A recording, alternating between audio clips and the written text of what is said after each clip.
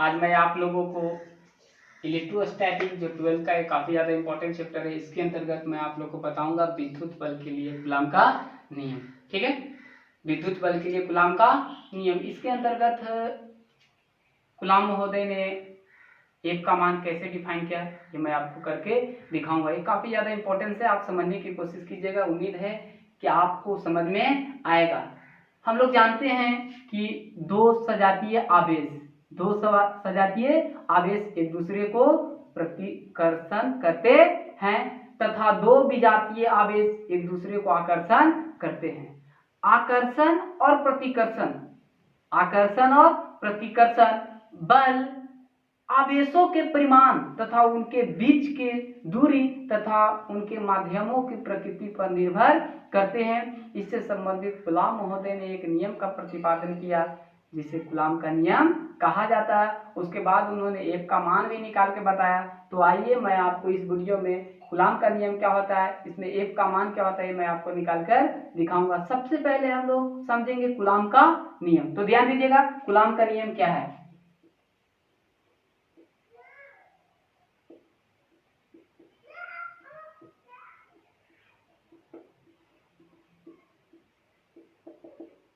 Coulomb का नियम, दो आवेशों के बीच लगने वाला बल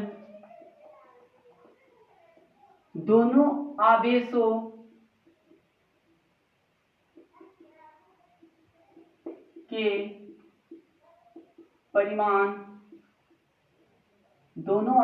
के परिमाण के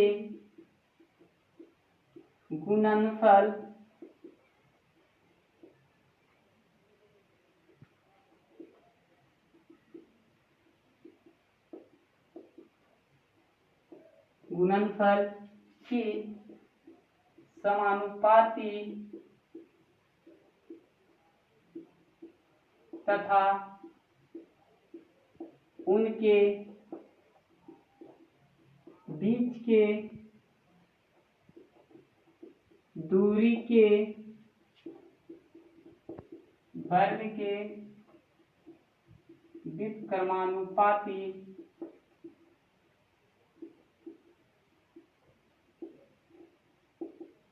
होता है।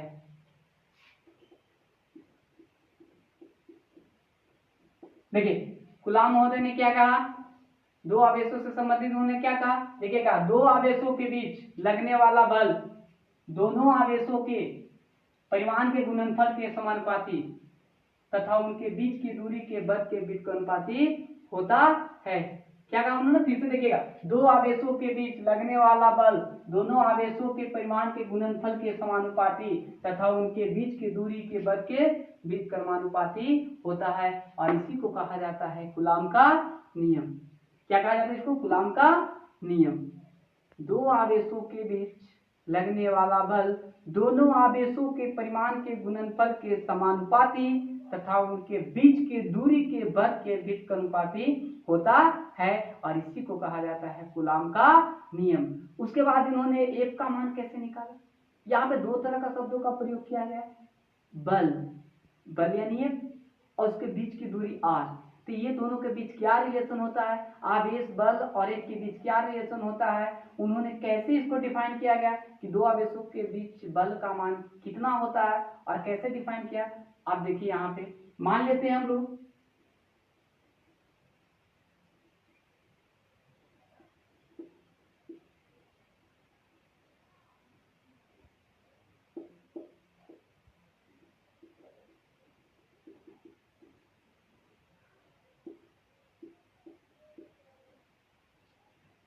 देखिए फिगर को, एक छोटा सा फिगर मैंने ड्रा किया, क्या गया, ए और बी, क्या लिया, दो बिंदु लिया, क्या लिया, ए और बी क्या है, दो बिंदु है।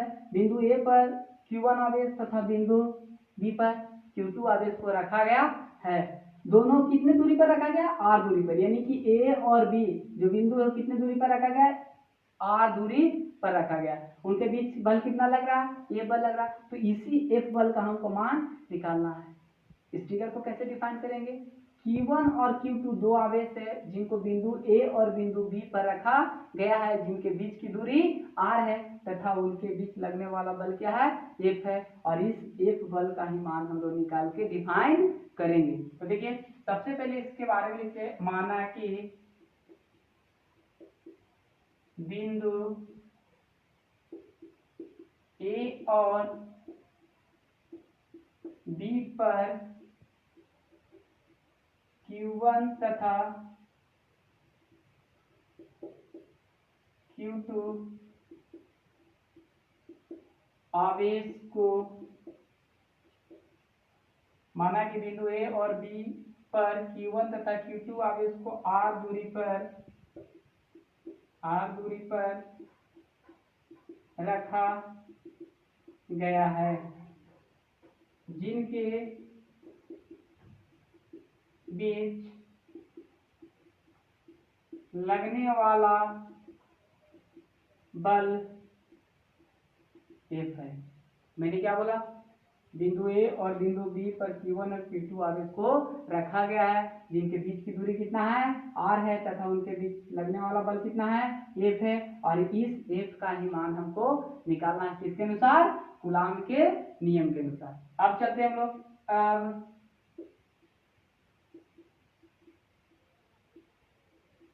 कूलाम के नियम।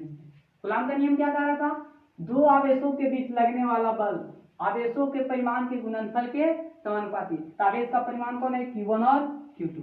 तो देखिए क्या हो जाएगा, F समानुपाती Q1 into Q2। Equation first पुनः चलते हैं, क्या इनमें था, उनके बीच की दूरी के वर्ग के बीच अनुपाती होता है। तो क्या हो जाएगा, F समानुपाती 1/r²। इसको मानते इक्वेशन 2 हो गया, इसको माने इक्वेशन 1, इसको माने इक्वेशन 2। कहा क्या रहा था कूलाम का नियम, दो आवेशों के बीच यानी Q1 और Q2 मेरा दो आवेश है, इन दो आवेशों के बीच लगने वाला बल कौन है, F है। और उनके बीच की दूरी कितना है, R है। तो कूलाम के नियम के अनुसार चले तो क्या कह रहा था, दो आवेशों के बीच लगने वाला बल, तो बल कौन है, F। ठीक है, दोनों आवेशों के देखिए परिमाण कौन है, Q1 और Q2, उनके गुणनफल के समानुपाती तथा उनके बीच की दूरी जो R है उनका क्या होता है, बीजगुणनफाती। समीकरण 1 और 2 से चलते हैं। समीकरण 1 और 2 से क्या हो जाएगा, ध्यान देंगे,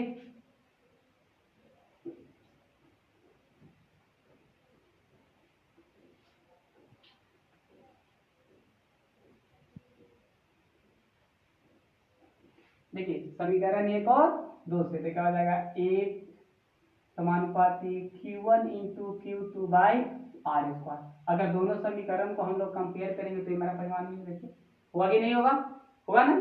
चलिए अब उसके बाद क्या कहता है, इसको हटाना है, क्या हटाना है, ये जो सिंबल होता है प्रोपोर्शनल का, इसको कैसे हटाया जाता है, इसको हटाने के लिए फिजिकली टर्म में कोई हम लोग फंक्शन का प्रयोग करते हैं। तो देखिए हम लोग यहाँ पे ये कर सकते हैं, F equal to K into Q1 into Q2/r², जहाँ K एक नियतांक, जहाँ K एक नियतांक है। अब चलते हैं, अगर इस K का मान अगर हम लोग रख दें तो दोनों आवेशों के बीच कितना बल लगेगा ये मेरा फाइंड हो जाएगा। तो देखिए SI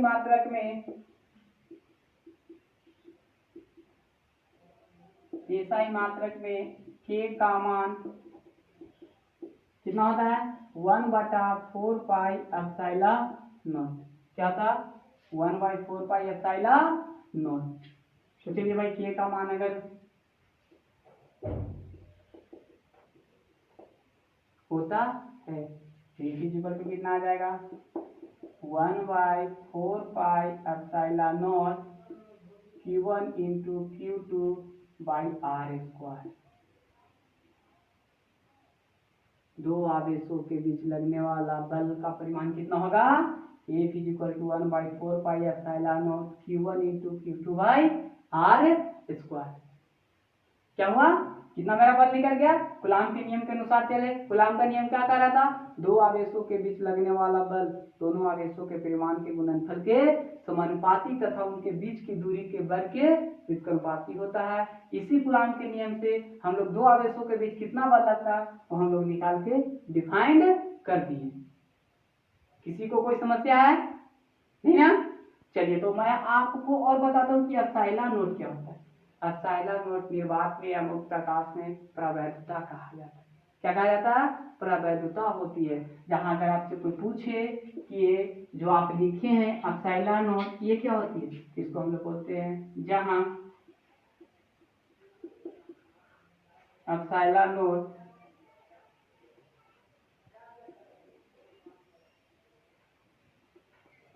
एप्सिलॉन नोट मुक्त आकाश की प्रवैधता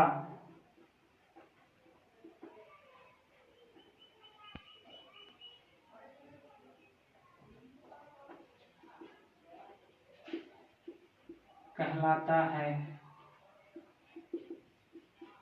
यानी मुक्त आकाश का मतलब होता है निर्माण। क्या कहा, जहां एप्सिलॉन नोट मुक्त आकाश की प्रवैधता कहलाता है।